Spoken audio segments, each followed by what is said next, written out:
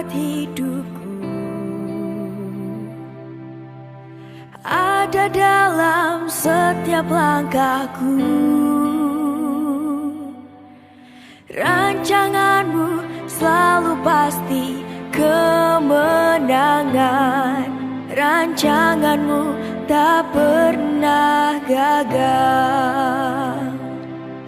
Rancanganmu tak pernah gagal. Kemenangan Tuhan janjikan, kemenangan Tuhan janjikan, kemenangan dalam tangan-Mu, Yesus. Aku lebih dari pemenang, aku lebih dari pemenang, aku lebih dari pemenang, karena Yesus. Tuhan sumber kuat hidupku ada dalam setiap langkahku.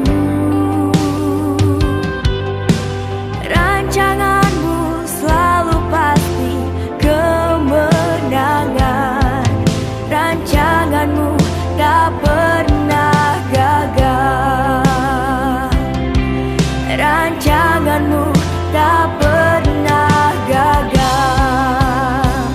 Kemenangan Tuhan janjikan, kemenangan Tuhan janjikan, kemenangan dalam tangan-Mu, Yesus.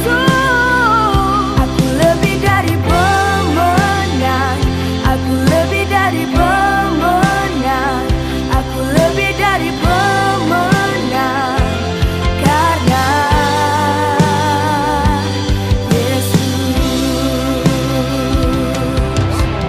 Iblis mereka-rekakan jahat bagiku, namun Tuhan mengubahnya baik untukku. Iblis mereka-rekakan jahat bagiku, namun Tuhan mengubahnya baik untukku. Namun Tuhan mengubahnya baik untukku.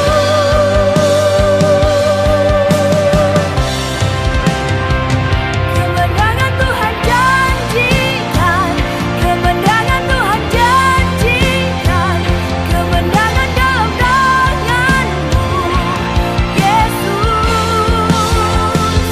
Aku lebih dari pemenang, aku lebih dari pemenang, aku lebih dari pemenang, karena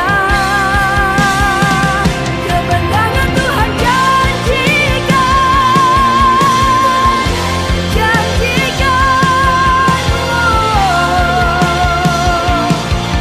Yesus.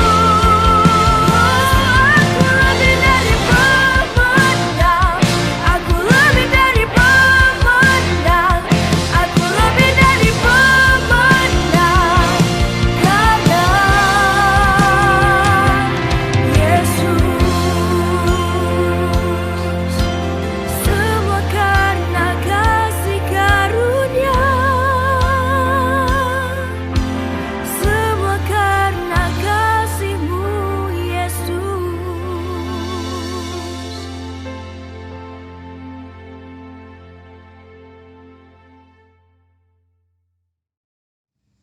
Oke, shalom. Sebelum kita mulakan ibadah kita pagi hari ini, saya bawakan kita di dalam doa pembukaan.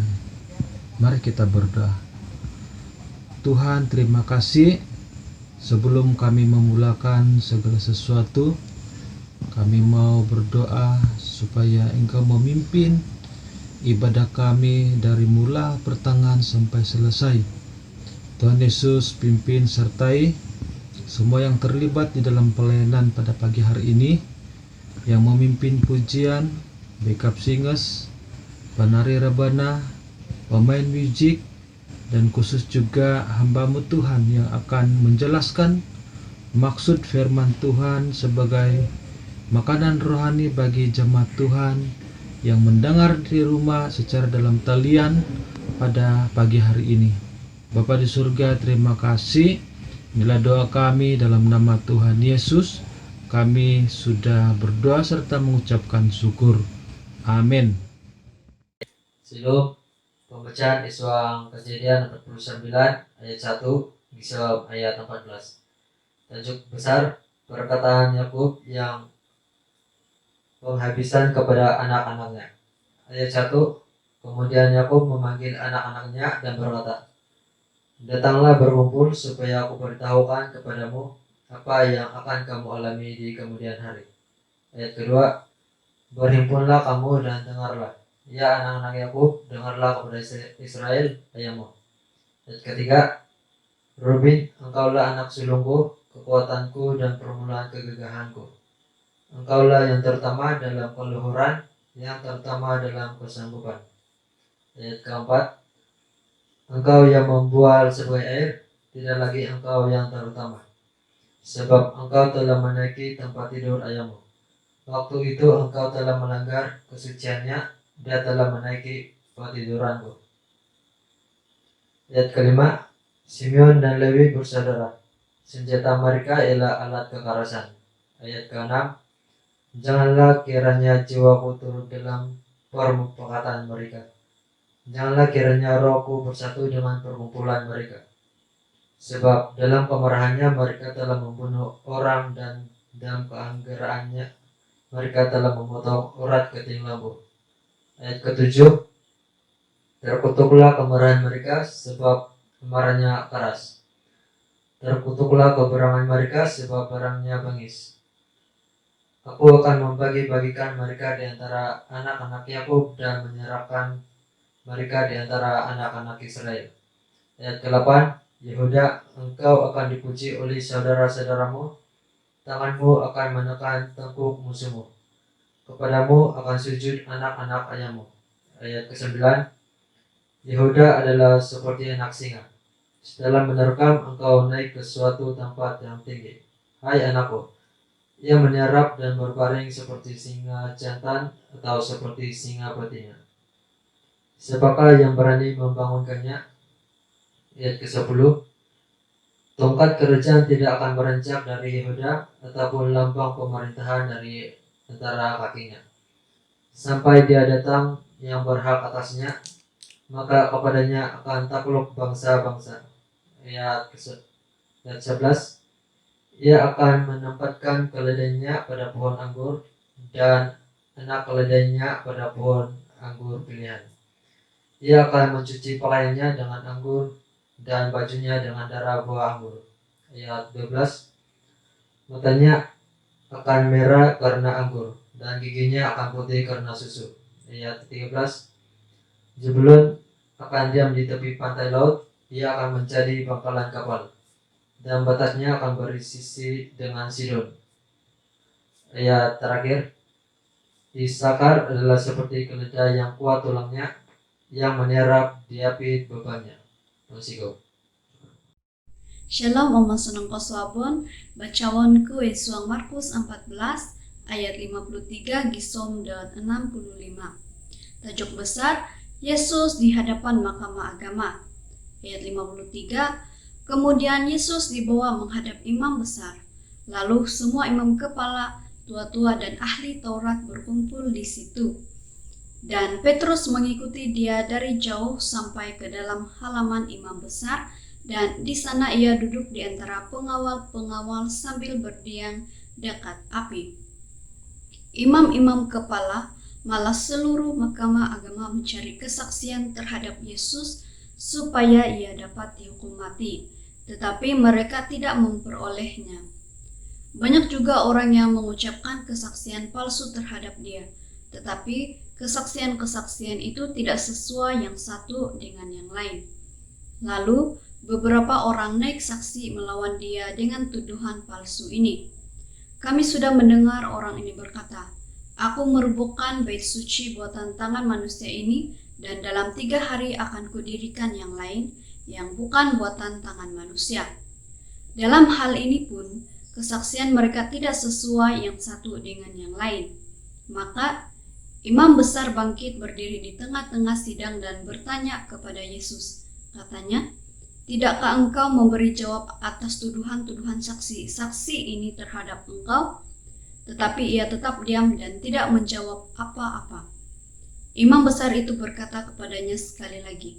Katanya, "Apakah engkau Mesias, anak dari yang terpuji?" Jawab Yesus, "Akulah dia, dan kamu akan melihat Anak Manusia duduk di sebelah kanan yang Maha Kuasa dan datang di tengah-tengah awan-awan di langit." Maka imam besar itu mengoyakkan pakaiannya dan berkata, "Untuk apa kita perlu saksi lagi?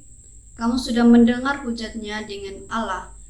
Bagaimana pendapat kamu?" Lalu dengan suara bulat mereka memutuskan bahwa dia harus dihukum mati. Ayat terakhir, lalu mulailah beberapa orang meludahi dia dan menutupi mukanya dengan meninjunya sambil berkata kepadanya, "Hai Nabi, cobalah terka." Maka para pengawal pun memukul dia. Musikau.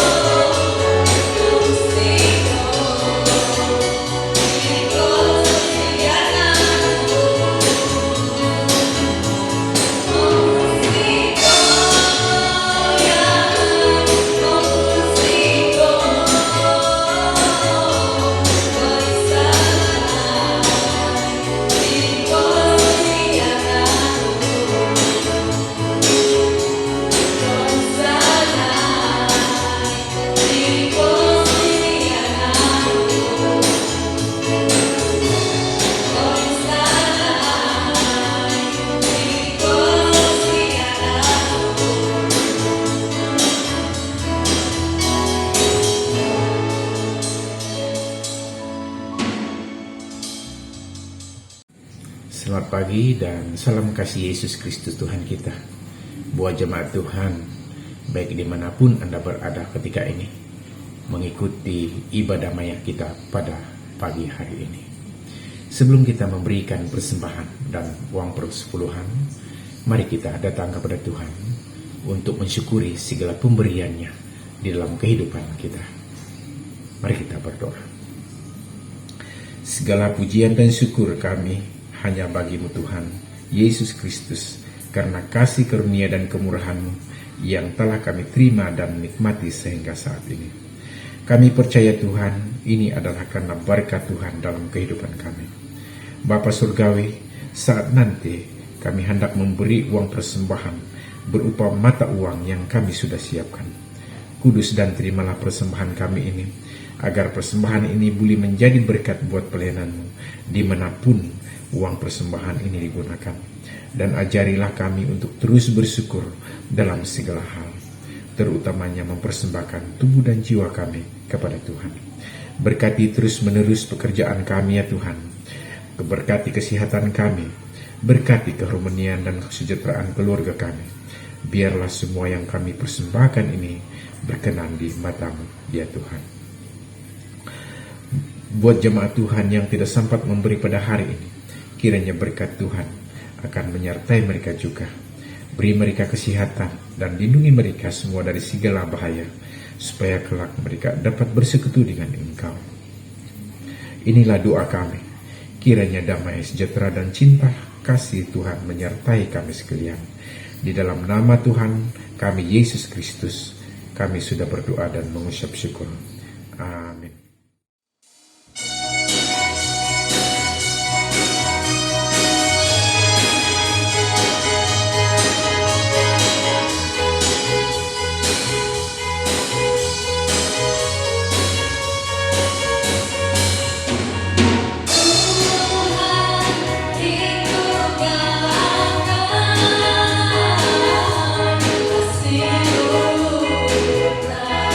Atas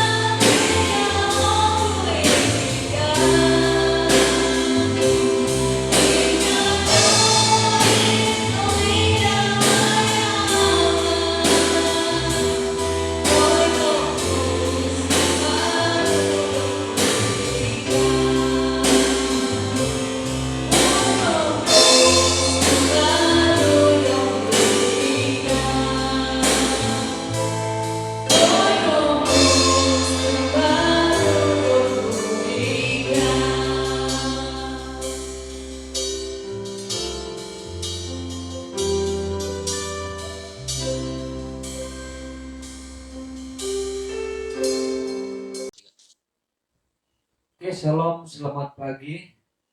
Sebelum kita mulakan ibadah kita, sebelum kita mendengar firman Tuhan, mari kita berdoa.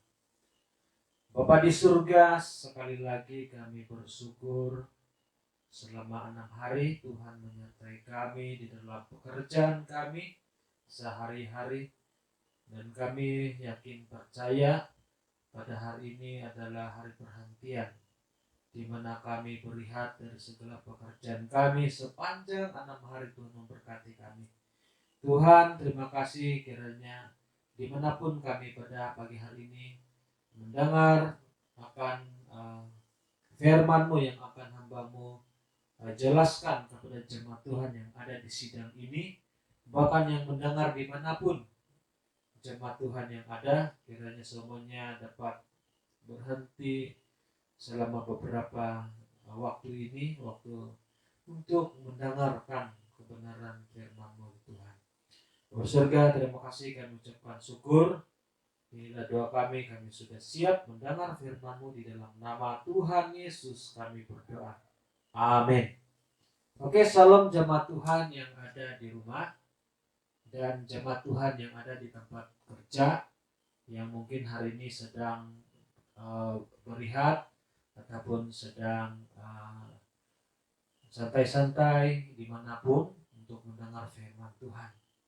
Puji Tuhan, kita bersyukur sekali lagi di dalam minggu yang ketiga, dan dalam masa yang sama di bahagian yang ketiga kita akan mendengar sekali lagi satu tema yang sama. Di dalam 2 minggu yang lalu kita juga mendengar akan satu tema yang sama, yaitu kemenangan dalam Kristus.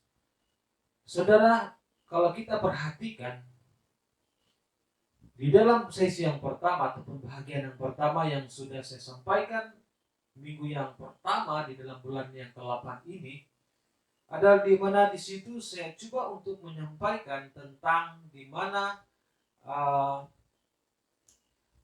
kita telah belajar, di mana Tuhan Yesus telah memberikan kita kuasa. Sebab di dalam Kristus Yesus tidak ada yang membahayakan kita.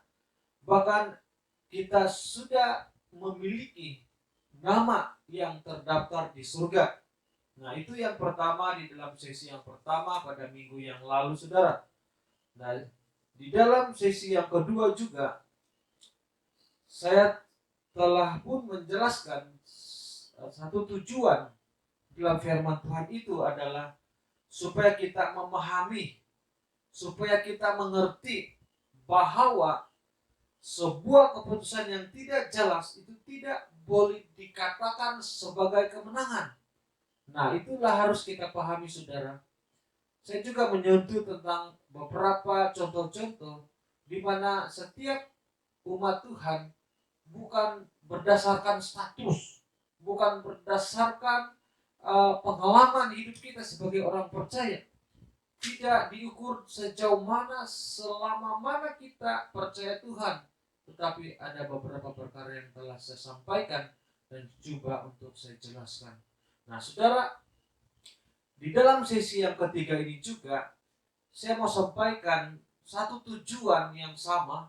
Di dalam tema yang sama, itu kemenangan dalam Kristus, dengan satu tujuan adalah supaya kita sebagai orang percaya ini, saudara, dapat menemukan kekuatan yang ada di dalam Alkitab untuk satu tujuan, yaitu untuk membangkitkan semangat hidup kita untuk Tuhan ataupun buat Tuhan.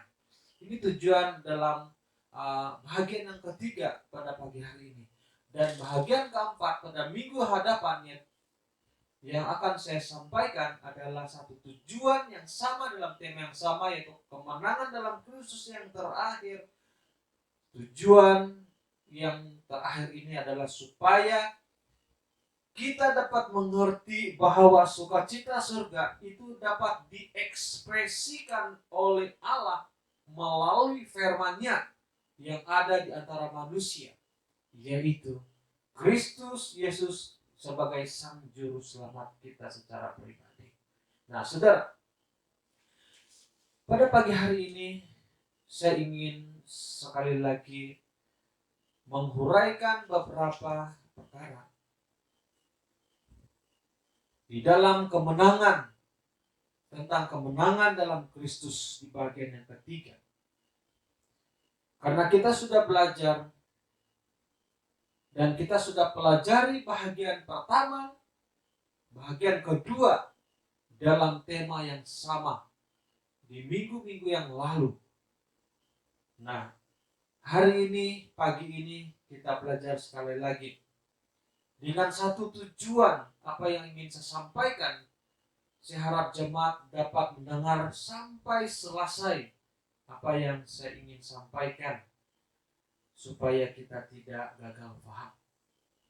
Nah, di dalam bahagian ini, saudara, saya ingin sampaikan supaya jemaat dapat mengerti, supaya karena setiap orang percaya itu dapat menemukan kekuatan yang ada di dalam Alkitab untuk membangkitkan semangat hidup buat Tuhan. Sebab itu karena hari-hari ini, saudara, begitu ramai orang percaya yang sudah mulai lemah, sudah mulai down di dalam Tuhan, dan mulai tidak bersemangat lagi untuk melayani Tuhan. Bukan saja sewaktu COVID-19 menyerang manusia, pada tahun-tahun sebelumnya, ataupun pada beberapa tahun ini. Tapi sebelumnya ini juga, saudara, orang percaya sudah mulai lemah dan tidak bersemangat untuk melayani Tuhan. Itu yang harus kita temukan. Itulah yang harus kita temukan, kekuatan yang ada di dalam Alkitab ini supaya dapat membangkitkan semangat hidup kita buat Tuhan. Itu yang ingin saya sampaikan, saudara. Nah, dan kalau kita mau selidiki apa sebabnya, saudara, kebanyakannya akan kita temukan adalah karena masalah di dalam pergumulan hidup. Nah, ini yang ingin kita lihat, saudara. Di mana penyebabnya adalah masalah, karena masalah pergumulan hidup yang tidak pernah selesai-selesai dalam hidup kita. Dan itu akhirnya telah pun mendatangkan tekanan. Telah mendatangkan satu tekanan bukan hanya terhadap emosi, tetapi juga terhadap kerohanian kita. Nah, di sini saling ada gangguan. Di sini ada sentiasa ada masalah-masalah yang melanda, yang menekankan hidup kita. Sehingga kita berkata begini, semakin saya berdoa, semakin saya menghadapi pergumulan yang berat. Tetapi pada waktu saya tidak berdoa, tidak ada masalah saya hadapi. Ini sesuatu perbandingan yang harus kita lihat, yang harus kita telitikan penyebabnya, saudara. Saudara yang saya kasih dalam nama Tuhan Yesus, kadang kita akan berpikir, manusia suka berpikir seperti ini. Kita katakan, Tuhan tidak lagi mempedulikan masalah-masalah saya dalam hidup. Sampai kita katakan, semakin banyak saya berdoa, semakin banyak masalah. Tetapi kalau saya tidak berdoa, kita katakan tidak ada pun masalah saya. Jadi saudara, menjadi orang Kristen ini sebenarnya ada harga yang harus kita bayar. Satu hal yang saya pelajari dari masalah adalah ketika banyak masalah yang datang dalam hidup kita secara pribadi, saudara ketahuilah bahwa pada waktu itulah Tuhan sedang memilih kita secara khusus untuk dapat menerima latihan. Dapat menerima latihan dari Tuhan. Artinya kita sedang terpilih secara khusus untuk menjadi anak didiknya Tuhan.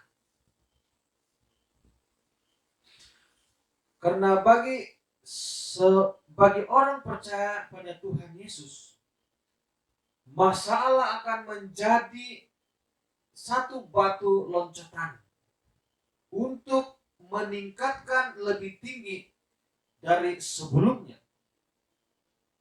Maka itulah kesempatan untuk iman kita, saudara, untuk bertumbuh. Bukan saja jemaat Tuhan yang harus menghadapinya untuk bertumbuh, tetapi siapapun orang percaya, termasuk juga hamba-hamba Tuhan dan para pemimpin dan juga para jemaat. Nah, saudara, mari bersama saya kita lihat ayat Alkitab yang saya ambil. Yang pertama yang kita belajar di dalam tema yang sama, kemenangan dalam Kristus. Mari kita membuka Alkitab kita di dalam Alkitab Zefania pasal yang ketiga. Di dalam Zefania pasal ketiga ayat yang ke-16 berkata begini, saudara. Akan tiba masanya orang berkata kepada Yerusalem, hai Bukit Sion, jangan takut dan jangan putus asa. Sekali lagi saya ulangi, saudara. Hai Bukit Sion, jangan takut dan jangan putus asa. Kalau kita lihat lagi, kita disuruh supaya jangan takut. Kalau kita disuruh untuk jangan takut, artinya, saudara, bahwa kita sedang menghadapi satu situasi yang mencabar. Sebab itu kalau ada orang katakan jangan takut, ya, jangan bimbang, ya, berarti, saudara, kita sedang menghadapi satu situasi yang mencabar di hadapan kita. Kalau ada orang sedang berkata kepada kita jangan takut, berarti kita sedang menghadapi suatu situasi yang sukar. Nah, tidak ada orang katakan bahwa jangan takut itu tanpa ada alasan yang lain. Tetapi pasti ada alasannya. Nah, ayat ini berkata jangan takut, jangan putus asa, dan janganlah tanganmu menjadi lemah lesu. Kita boleh menghadapi masalah, tetapi kita jangan menjadi takut dan lemah. Masalah boleh ada sekalipun kita adalah orang-orang percaya Tuhan. Masalah tetap ada, tetapi kita harus menjadi orang yang bersemangat dan tidak takut dan lemah. Saudara, saya tidak katakan bahwa saya kuat. Saya tidak bilang bahwa saya ini cukup hebat. Tetapi saya berusaha untuk lebih bersemangat untuk menghadapinya. Karena saya imani, saudara, kekuatan manusia ini, pencobaan yang dihadapi oleh manusia itu tidak melebihi kekuatan kita. Sekalipun kadang-kadang ada waktu-waktunya kita merasa begitu tidak kuat. Tapi kalau kita menghadapinya dengan tidak takut, tidak lemah, pasti kita akan menghadapinya. Saudara yang saya kasih dalam nama Tuhan Yesus, kita boleh saja menghadapi masalah. Kita boleh menghadapi tantangan, cabaran. Karena setiap orang juga pasti punya masalah yang tersendiri. Tetapi Alkitab berkata, jangan takut dan jangan menjadi lemah lesu. Ataupun jangan berputus asa. Nah, saudara, walaupun kita tetap berdoa setiap hari, walaupun kita berpuasa, kita melakukan apa yang diperintahkan Tuhan, kita melakukan firman Tuhan dalam hidup kita, tetapi tetap setiap hari kita punya masalah saja. Sebab apa itu berlaku, saudara? Karena kita masih berpijak di muka bumi ini. Sebab kita belum berada di surga. Hanya ketika kita sudah diangkat dan berada di surga saja, di sana tidak ada lagi masalah. Yang ada hanyalah sukacita.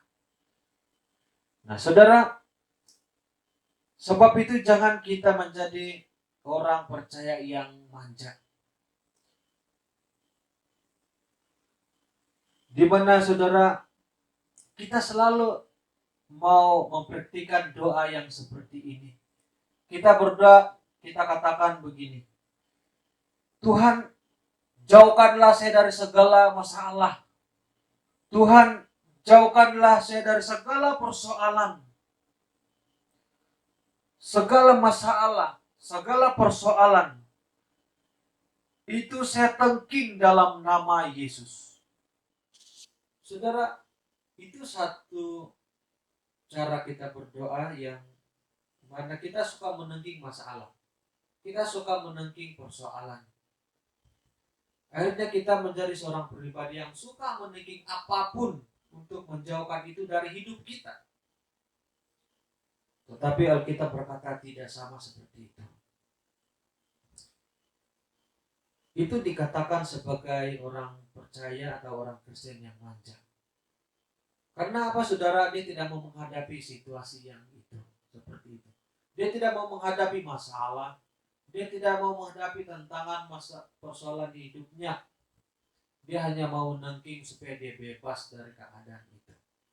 Tapi saudara, saya ingin katakan, satu perkara yang harus kita selesaikan adalah kita berdoa agar Tuhan memberikan kita satu kekuatan untuk menghadapi masalah, pergumulan, dan tantangan. Saudara, mungkin saudara punya masalah yang lain. Dan saya juga punya masalah yang lain. Tetapi kita menghadapi dengan cara yang sama. Yaitu apa, saudara? Kita harus kuat. Kita harus bersemangat. Tidak harus lemah, letih, lesu. Nah, saudara yang sekasih dalam nama Tuhan Yesus, Alkitab hari ini mengajak kita semua supaya menjadi orang Kristen yang dapat menghadapi setiap masalah lewat setiap tantangan. Karena firman Tuhan berkata, di dalam Yesus kita lebih daripada pemenang. Nah, saudara,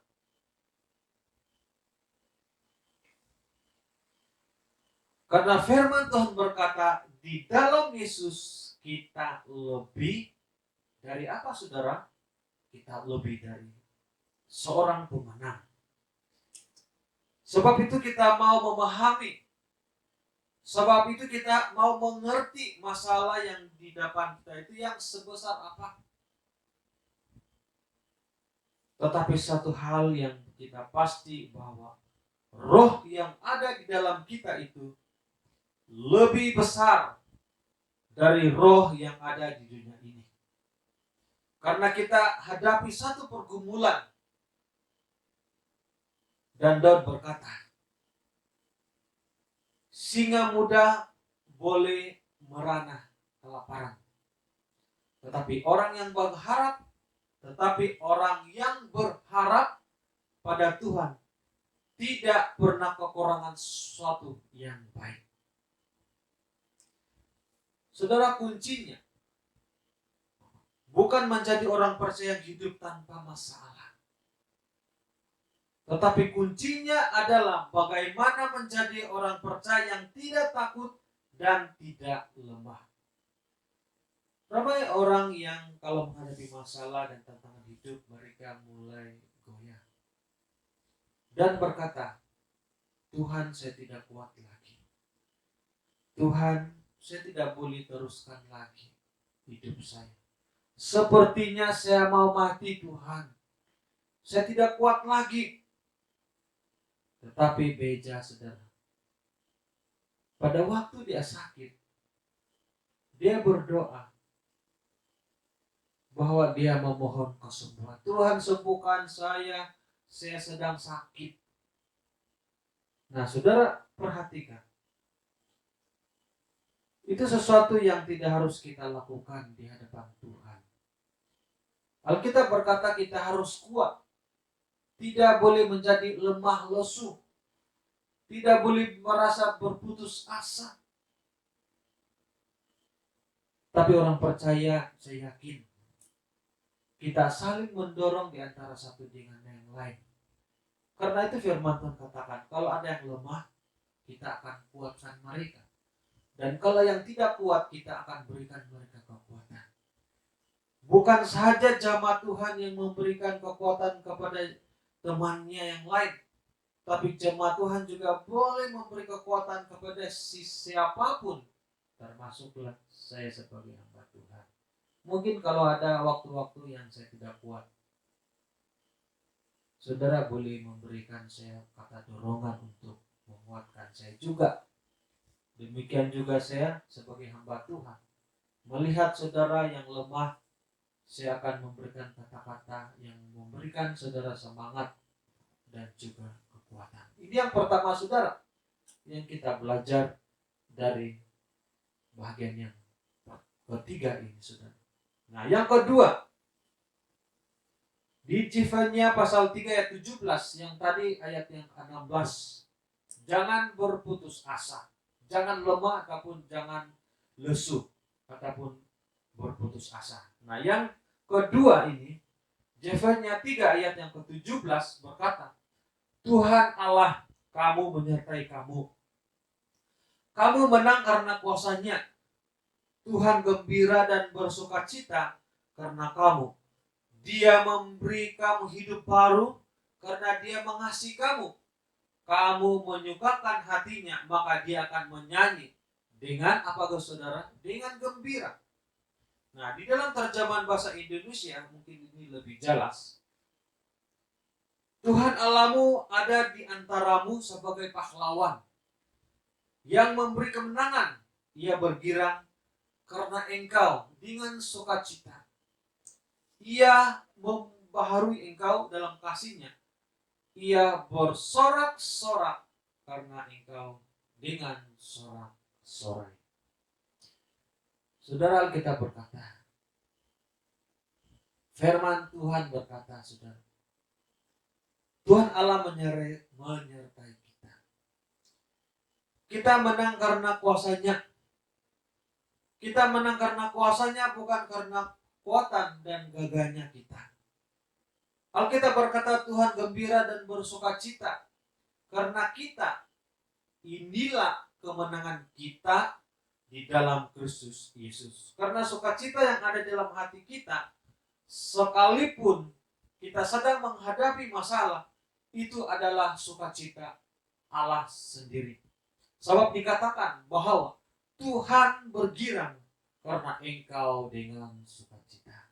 Nah, saudara, sebab itu saya selalu katakan, kalau namanya orang percaya ditimpa masalah seberat apapun, dia tetap memuliakan Tuhan.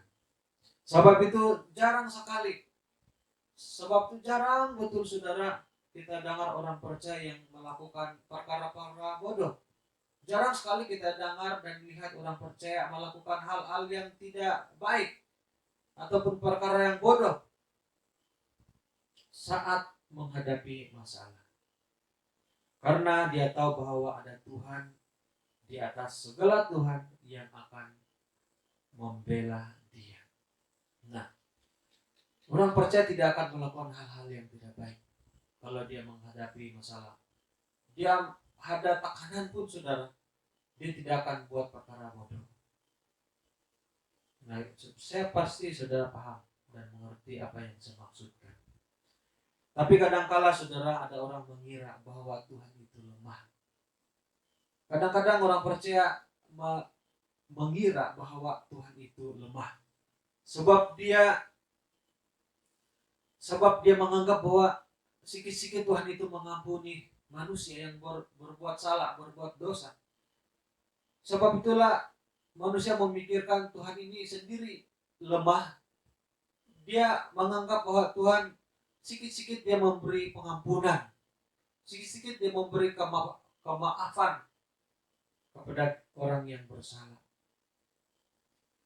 Dan sebab itulah saudara, ramai orang percaya tidak takut kepada Tuhan. Karena dia bilang begini, hari ini saya buat dosa, nanti besok baru saya minta maaf lagi.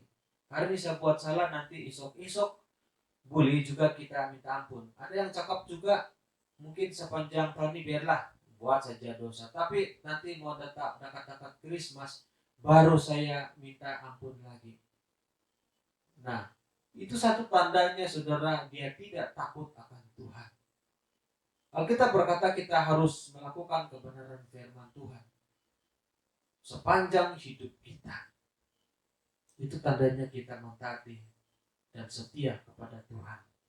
Nah, saudara perhatikan, dengarkan baik-baik saudara.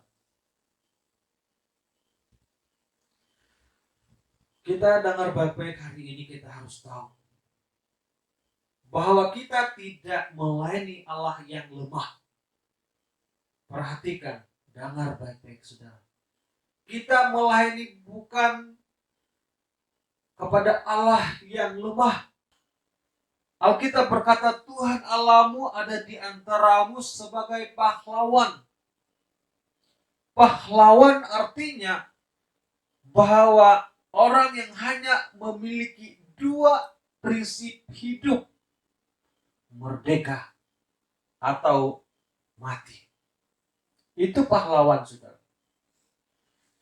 Alkitab berkata, sekali lagi saya ulangi saudara, Tuhan Allahmu itu ada di antaramu sebagai pahlawan. Dia ada di antara kita sebagai pahlawan. Maksudnya pahlawan itu adalah prinsip hidup. Pahlawan adalah merdeka ataupun mati. Itu prinsip seorang pahlawan. Nah, dan Yesus dan Tuhan Yesus saudara sudah mati, dan di atas palang salibnya dia berkata saudara, saya pasti saudara ingat apa yang Tuhan Yesus katakan di atas kayu salib. Dia katakan, sudah selesai. Artinya, sudah beres. Sudah langsai. Sudah selesai. Dan itulah kunci kepercayaan dan keyakinan iman kekristenan. Karena kalau Yesus katakan sudah selesai, sebagai orang percaya, saudara, jangan lagi pernah kita katakan bahwa masalah kita belum selesai. Tapi Tuhan sendiri lebih dulu katakan sudah selesai. Artinya kita tidak boleh katakan bahwa masalah kita belum selesai. Kalau Tuhan sudah katakan sudah selesai, artinya persoalan kita semua sudah selesai. Pergumulan kita kalau kita katakan belum selesai, tapi sebenarnya saudara, pergumulan kita juga sudah selesai semuanya. Hanya kita katakan di dalam Yesus saya sudah memiliki kemenangan. Nah, saudara yang sekasih dalam nama Tuhan Yesus, artinya semua sudah selesai. Sebab itu sebagai orang percaya, kita jangan takut dan jangan kita berputus asa. Allah itu maha kuasa. Dan apapun yang dia kehendaki terjadi, itu pastinya saudara akan terjadi. Dan apapun yang dia kehendaki supaya tidak terjadi, maka hal itu juga tidak akan pernah terjadi dalam hidup kita. Karena Tuhan yang katakan demikian. Kalau Tuhan katakan terjadi, maka terjadi. Kalau tidak terjadi, maka tidak akan terjadi. Saudara, karena Alkitab berkata kalau dia yang membuka, berarti tidak ada yang dapat menutup. Kalau dia yang menutup, juga tidak ada siapapun yang akan dapat membuka. Saudara yang saya kasih dalam nama Tuhan Yesus, kalau kita perhatikan, sepanjang beberapa bulan ini sudah banyak hal yang telah kita belajar. Sepanjang beberapa bulan ini sudah banyak yang kita pelajari bersama.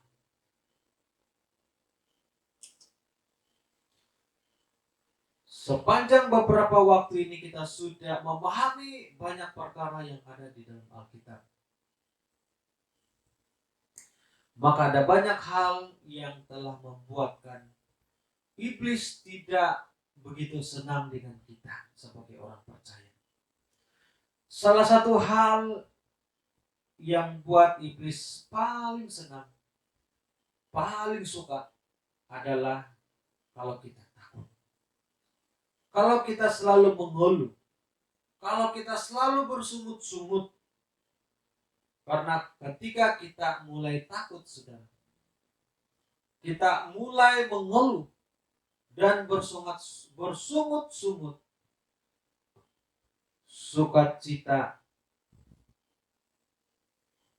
surgawi itu akan mulai hilang dari hati kita, apapun alasannya. Mungkin kita berkata, masalah saya Tuhan terlalu berat, masalah hidup saya terlalu berat. Tapi Alkitab berkata, masalahmu itu tidak lebih dari kemampuanmu untuk menanggungnya.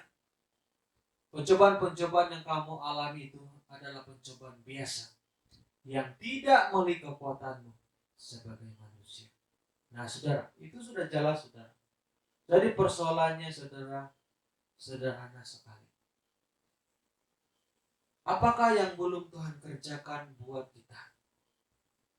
Sehingga selalu kita takut. Sehingga kita selalu bimbang ataupun khawatir. Darahnya saja, saudara, sudah habis dicurahkan buat kita. Tubuhnya saja sudah hancur. Dia korbankan buat kita. Bahkan dengan teramat seksa sekali. Dia serahkan nyawanya buat kita.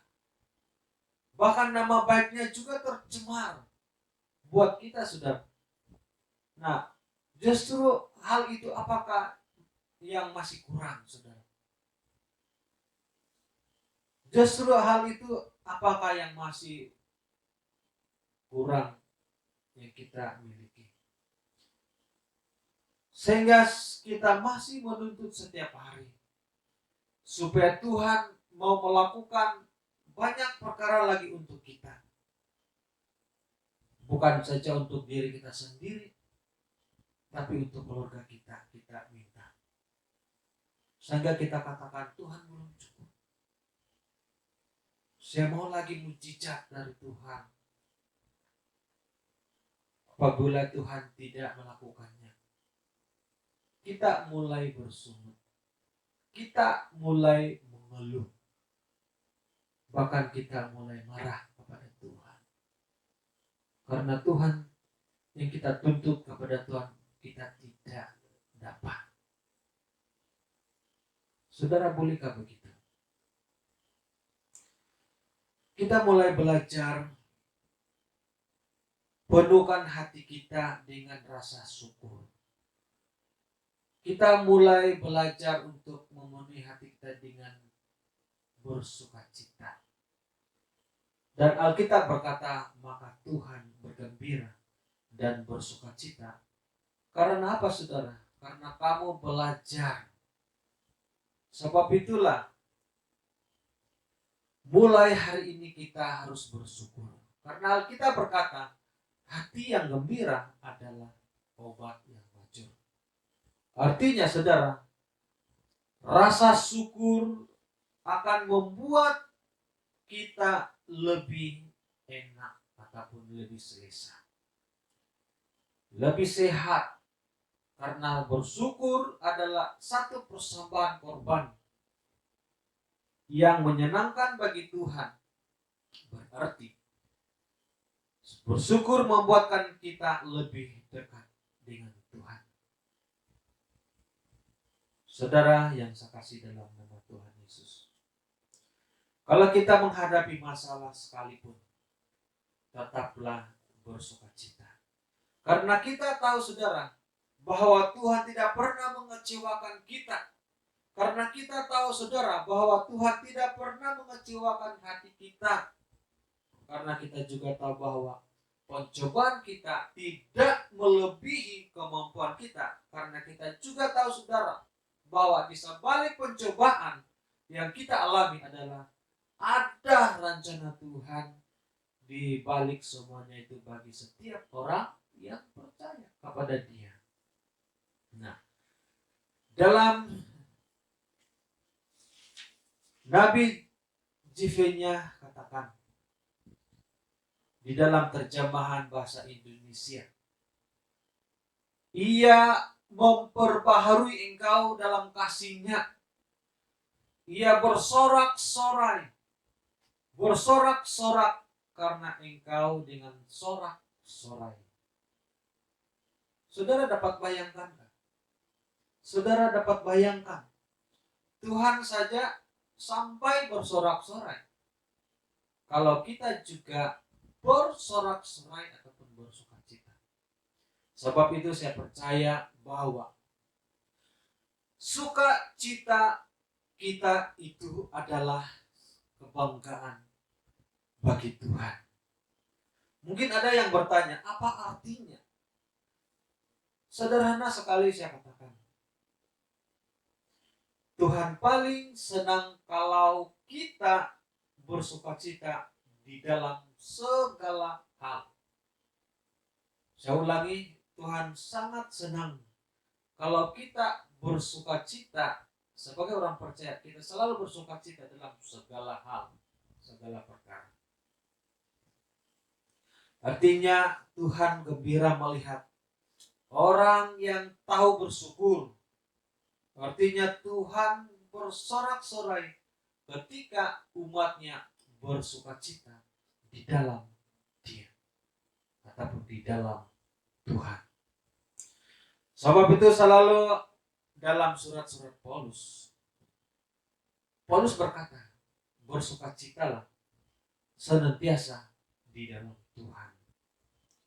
Bukan hanya pada hari-hari tertentu saja kita bersukacita, bukan pada hari-hari tertentu saja kita bergembira, tetapi bahkan pada setiap tarikan nafas kita, setiap tarikan nafas hidup kita, mengalir damai sejahtera dan sukacita yang dari Allah Bapa di surga. Amin, saudara. Nah, kenapa harus demikian? Karena nafas kita adalah nafasnya yang Dia hembuskan, yang Tuhan hembuskan ke dalam kita.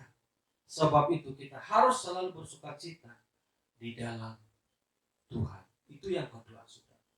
Nah, yang ketiga, ayat yang ke-18, Jefenya 3, pasal 3 ayat yang ke-18.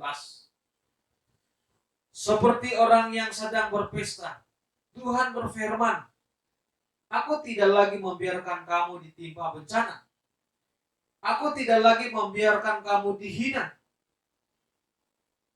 Di dalam terjemahan bahasa Indonesia berkata, Aku akan mengangkat malapetaka daripadamu, sehingga oleh karenanya engkau tidak lagi menanggung celah. Nah, Alkitab berkata pada waktu kita menghadapi pergumulan, janganlah menjadi takut dan lemah, tapi hadapi semuanya dengan rasa syukur dan bersukacita. Maka Alkitab berkata, pada waktu kita mulai bersyukur dan bersukacita, Tuhan akan mengangkat malapetaka itu daripada kita. Sebab firman Tuhan berkata, Aku tidak lagi membiarkan kamu ditimpa bencana. Itu kata Alkitab. Mungkin ada yang berkata, Oh Tuhan, saya sudah cukup banyak berdoa. Oh Tuhan, saya sudah cukup banyak berdoa. Saya sudah cukup banyak mengalirkan air mata. Tetapi sampai sekarang masalah saya belum selesai. Belum lagi hilang-hilang. Kita katakan begitu. Sampai saya berdoa, saya menangis. Kita katakan kepada Tuhan, sampai sekarang kesalahan saya itu juga tidak ada perubahan. Artinya tidak selesai. Nah, saudara yang saya kasih dalam nama Tuhan Yesus, kita harus mengoreksi diri. Kita harus melihat diri kita. Dan hati kita kembali di hadapan Tuhan. Kita belajar, saudara, mengoreksi diri kita. Kita belajar itu, saudara. Motivasi kita itu yang seperti apa? Itu yang harus kita belajar. Apakah itu untuk memuliakan Tuhan? Apakah itu untuk kepentingan pribadi? Nah, saudara, ramai orang yang hanya mementingkan pribadinya, keterlibatannya begitu, sehingga dia memikirkan bahwa dia lebih baik. Sehingga dia berkata bahwa dia lebih banyak melakukan untuk Tuhan. Itu yang saya jelaskan, saudara, pada minggu yang lalu. Sehingga saya memberikan contoh-contoh banyak sebagai contoh kita untuk kita memahaminya. Nah, sebab itu, saudara, kita harus memahami. Kita harus mengoreksi diri kita, hati kita, dan kita kembali di hadapan Tuhan. Sama seperti jemaat yang lain yang banyak pergumulan. Saya juga seperti saudara banyak pergumulan. Tapi cara untuk kita menghadapinya harus sama, saudara. Saya tidak akan katakan cara kamu begini untuk hadapinya dan cara saya begini. Tidak, saudara. Sama. Persoalannya apakah kita dapat menghadapinya ataupun tidak. Nah, saudara, pada waktu motivasi doa kita benar di hadapan Tuhan, Alkitab berkata, aku akan mengangkat malapetaka itu daripadamu, kata Tuhan. Dan lagi katanya, aku tidak lagi akan membiarkan kamu dihina. Karena orang benar akan hidup oleh kebenaran. Dan di dalam surat Roma 11 berkata, barang siapa yang percaya kepada Dia tidak akan dipermalukan. Artinya orang-orang di dunia ini boleh saja mencari aib saudara untuk memalukan saudara, memalukan kita. Orang-orang di dunia ini boleh saja berusaha untuk menjatuhkan kita. Tetapi ketika kita tetap kuat dan tetap bersyukur dan bersukacita, memuji, memuliakan nama Tuhan, tangannya yang kuat tidak akan membiarkan kita jatuh sampai tergeletak, kata firman Tuhan. Nah, perhatikan di dalam Mazmur pasal 91 ayat 7 hingga 13. Saya bacakan di ayat yang ke-7. Walau 1.000 orang rebah di sisimu dan 10.000 di sebelah kananmu, tetapi itu tidak akan menimpamu. Itu kata firman Tuhan, saudara. Nah, engkau hanya menonton dengan matamu sendiri dan membalas pembalasan terhadap orang fasik. Itu ayat yang seterusnya kalau kita bacakan sampai ayat yang ke-13. Nah, saudara, semua itu Tuhan janjikan kepada kita, saudara. Jawabannya adalah di ayat 14, kepada orang-orang yang hatinya tetap melekat kepada Tuhan.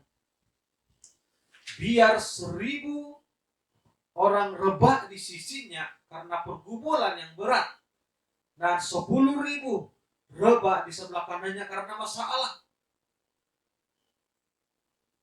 Alkitab berkata, Tuhan katakan, aku akan membentengimu sebab Ia mengenal namaku, kata Tuhan. Saudara, bukan sebab karena kita kuat, bukan sebab karena engkau gagah, engkau kuat, tetapi karena Tuhan yang membentengimu, karena engkau tidak takut dan lemah, tetapi tetap bersyukur dan bersukacita. Itu yang ketiga, saudara. Yang keempat, yang terakhir, di ayat yang ke-19. Masanya akan tiba. Aku akan menghukum penindas kamu. Nah, dalam terjemahan bahasa Indonesia dikatakan begini. Sesungguhnya, pada waktu itu aku akan bertindak. Saya baca sampai di situ saja. Jemaat Tuhan yang dikasih dan mengasihi Tuhan. Kalau Tuhan sendiri yang bertindak, persoalan apapun kita dan seberat apapun masalah kita, kalau Tuhan sendiri yang bertindak, dengarkan baik-baik saudara. Dengarkan baik-baik. Maka semuanya itu akan selesai. Maka semua itu, saudara, akan selesai. Maka peganglah firman Tuhan ini dan dengarkanlah baik-baik, saudara. Tuhan tidak katakan, Tuhan tidak bilang pada waktu itu para malaikat akan bertindak. Tuhan tidak katakan demikian. Tetapi Tuhan katakan, aku sendiri yang akan bertindak bagi kamu. Aku sendiri yang datang bertindak menolong kamu. Itu kata firman Tuhan. Artinya bahagian kita adalah, yang perlu kita buat, yang perlu kita lakukan adalah kita tidak perlu takut dan tidak perlu lemah. Tetapi tetap bersyukur, tapi tetap bersukacita, dan Tuhan akan mengerjakan bahagiannya. Nah, saudara, kalau kita tetap bersukacita, sekalipun dalam masalah dan pergumulan yang berat, Alkitab berkata, Tuhan akan mulai bertindak. Hidup ini kadangkala bukan soal kita menengking masalah-masalah, kita mengusir masalah itu jauh dari hidup kita. Dalam nama Tuhan Yesus lagi kita katakan. Tetapi saudara, mulai hari ini, cobalah kita menghadapi masalah dan persoalan itu dengan ucapan syukur. Dan memuliakan, dan mulailah bersukacita di dalam segala hal. Sebab sukacita adalah kuasa yang sangat besar, yang dapat membuatkan tangan Tuhan sendiri turun dan bertindak, melakukan sesuatu yang luar biasa di dalam kehidupan kita. Bahkan saya percaya, saudara, bahwa bersyukur dan bersukacita adalah sebuah doa kita. Karena Alkitab juga berkata pada waktu kita bersukacita, Tuhan sedang bersorak-sorai, karena artinya pada waktu kita bersukacita akan terjadi sebuah perhubungan yang khusus dengan Tuhan. Nah, di ayat yang ke-19 dan terjemahan bahasa Indonesia ini berkata, di dalam ayat ini berkata, saudara, sesungguhnya pada waktu itu, artinya pada waktu kita bersyukur dan bersukacita, aku, itu adalah Tuhan, akan bertindak. Artinya biarkanlah orang-orang dengan rencana mereka yang jahat terhadap kita saja merencanakan sesuatu yang jahat terhadap hidup kita, tetapi kita tidak membalas. Kita tetap bersyukur dan bersukacita. Bahkan kita mengampuni mereka. Bahkan kita mendoakan mereka. Mungkin orang yang jahat boleh melakukan apa saja rencana yang jahat terhadap kita, terhadap keluarga kita, terhadap diri kita sendiri. Tapi kita tidak membalasnya. Tetapi kita tidak membalasnya. Hanya tetap bersyukur dan bersukacita, mengampuni dan berdoa buat mereka. Orang boleh menyakiti kita, saudara. Orang boleh menyakiti hati kita. Orang boleh memfitnah kita. Orang boleh mengata kita. Tetapi kita tidak membalas.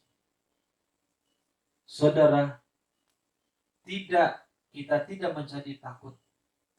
Kita tidak menjadi lemah di dalam Tuhan. Tetapi bahkan kita tetap bersyukur kepada Tuhan.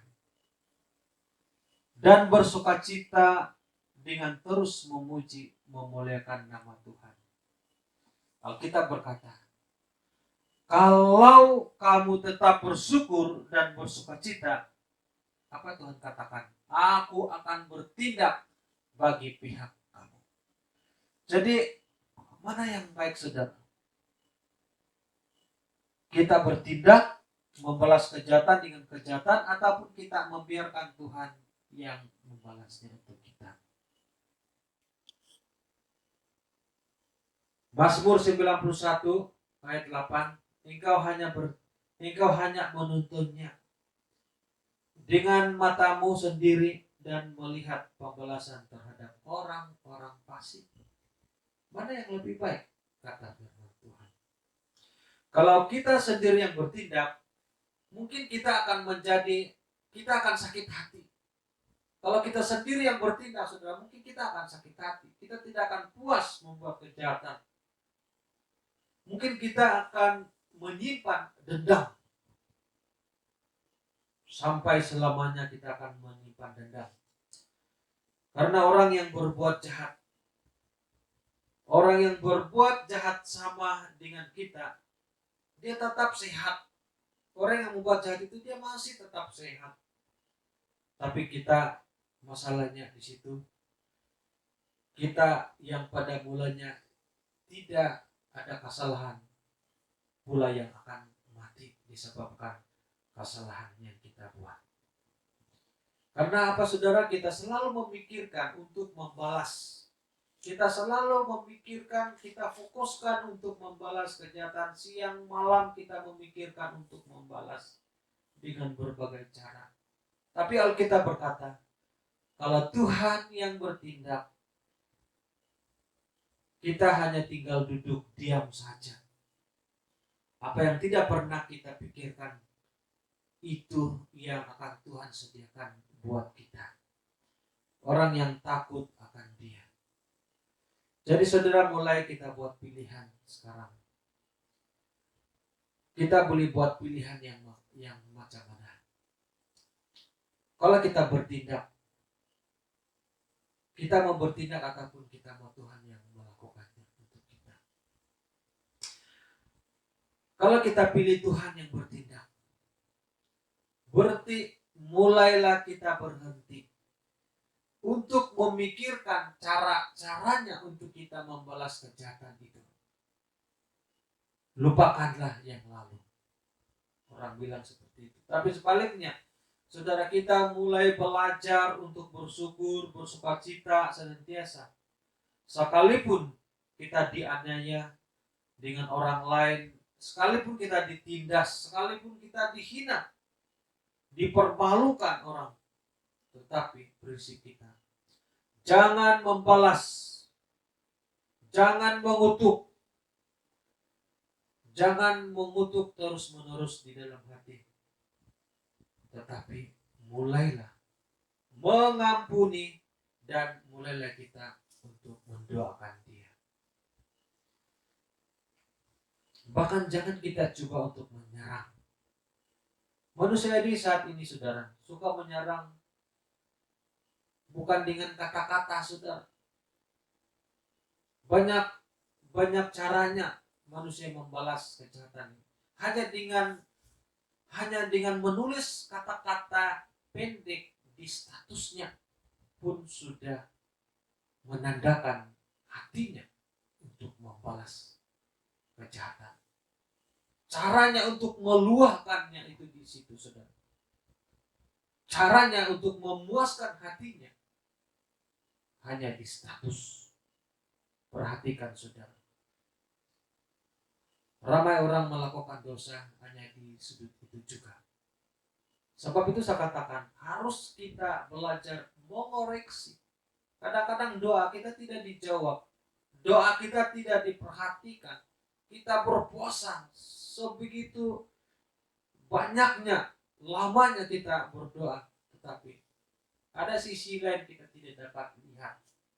Sebab itu saya katakan mengoreksi dan datang kembali di hadapan Tuhan.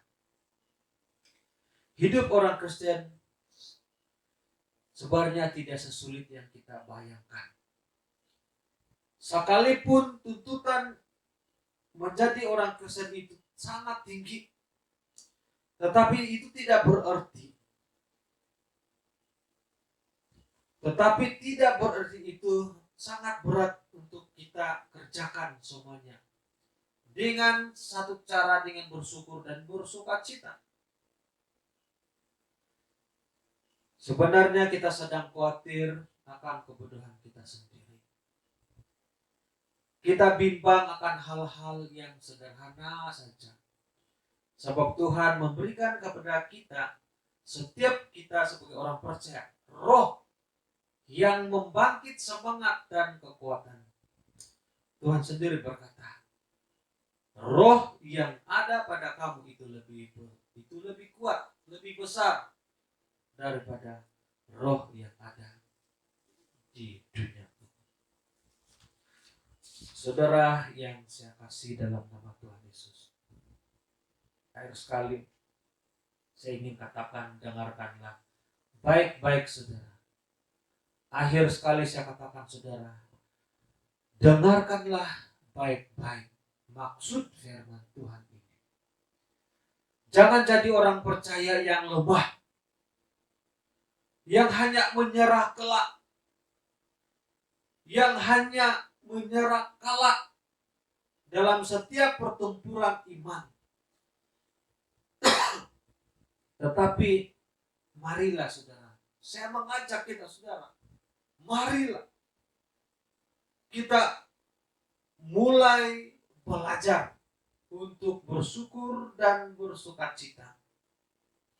Karena ketika kita mulai bersukacita, kita akan melihat Allah juga mulai bertindak dan memberikan kita kekuatan yang memberikan kemenangan kita di dalam Kristus Yesus untuk memuliakan Tuhan.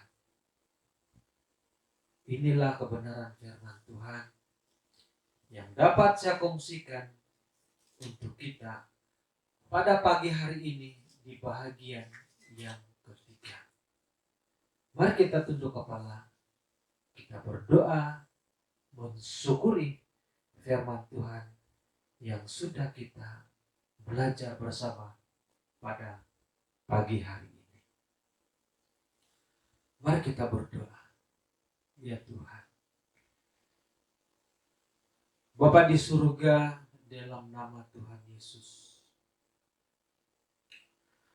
hari ini kami sekali lagi bersyukur. Kami berterima kasih atas berkat surgawi. Terima kasih karena Tuhan yang ada di tengah-tangah kami. Kami dapat merasakan kuasa Tuhan yang bekerja melalui firman-Mu, yang memberikan damai dalam hati kami, bahkan sukacita yang sangat indah sekalipun ada di tengah-tengah pergumulan dan masalah. Tuhan Yesus, terima kasih karena Engkau menjadi pembela kami, yang telah memberikan kepada kami pengharapan surgawi, yang telah menjadi kebahagiaan dan sukacita kami di dalam Tuhan. Kalau bukan karena Tuhan, maka sia-sialah pengharapan akan sebuah kehidupan yang abadi bersama Tuhan di dalam kerajaan surga. Tuhan Yesus, terima kasih karena keizinan kami dapat menikmati segala kemurahan Tuhan. Dalam nama Tuhan Yesus, kami sambut berkat Tuhan di dalam nama Allah Bapa, Anak, dan Roh Kudus. Kami sudah berdoa. Amin.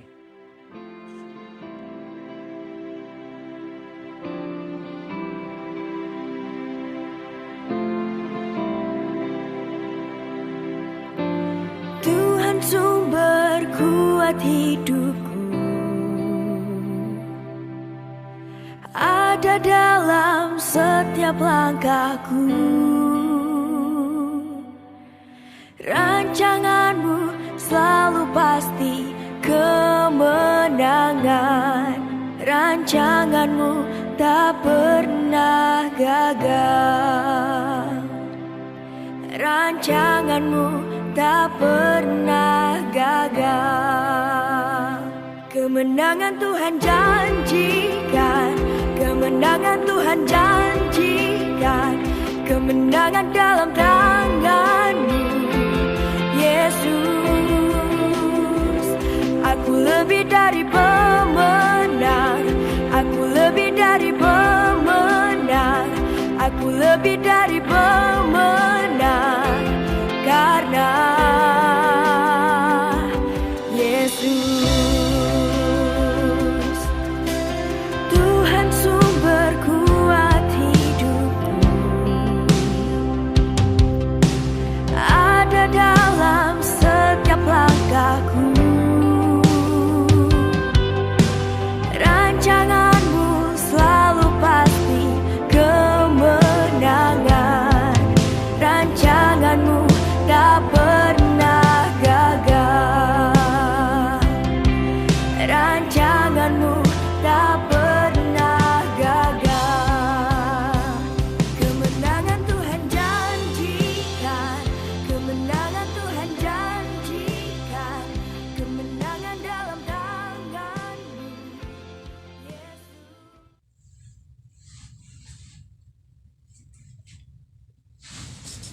Penutup sembahyang, penutup pimpinan sembahyang saluran suara. Tama dahil surga, inatunan dahay siya ng ngalan na Tuhan Yesus Kristus.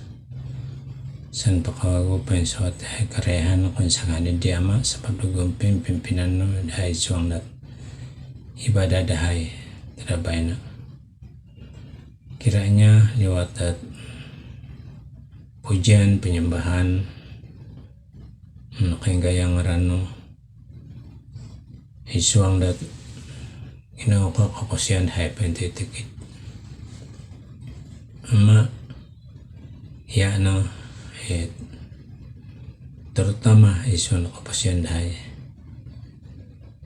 ama isuang dat asati sumambayang ko supaya kayo sanay tang anak no di pinapa panaw pelayanan terbaik na tumbayannya head berkatan nila terus menerus berkat rohani jasmani supaya tetap ia setia melayani dia. Tuhan isuang na masadih nawi na ibadah dahay. Tuhan, kiranya kayo sa anak no nakatanod dat ibadah online dito hanggang na po yala tumbayan ako Tuhan tetap senantiasa memberkati kepastian dialog lewat ibadat di nakanoy hay nagid kekuatan semangat tawago Isu ang ngaran na Tuhan Yesus Kristus.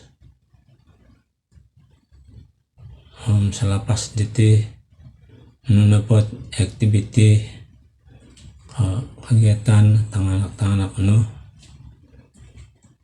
tumbayan ako Tuhan senantiasa menyertai Tuhan senantiasa memperhatikan dan kapasian dahay tumbayan ako kasarusad no senantiasa menegur dahay supaya kapuriman niya hay dan nunod unsayan dahay kauntok kamu karahian no supaya daayahay kapamonsad hal-hal dit akan kakarahian na kinarahingan ama kung sikaw ibadah online dahay siyang tadabay nanti kumpakan dahay isyong nangaran na kinahingan tama tanah kamursada talidang kiranya kayo sa jamaat at Tuhan pintangkop timugunan pinapaharad ibadah datiga tuang nakirahingan dan pengkuran na pasarah na pelaksanaan ibadah supaya diberkati isu ang nangaran na kinahingan tama tanah kamursada talidang kasambayang ihay. Amin.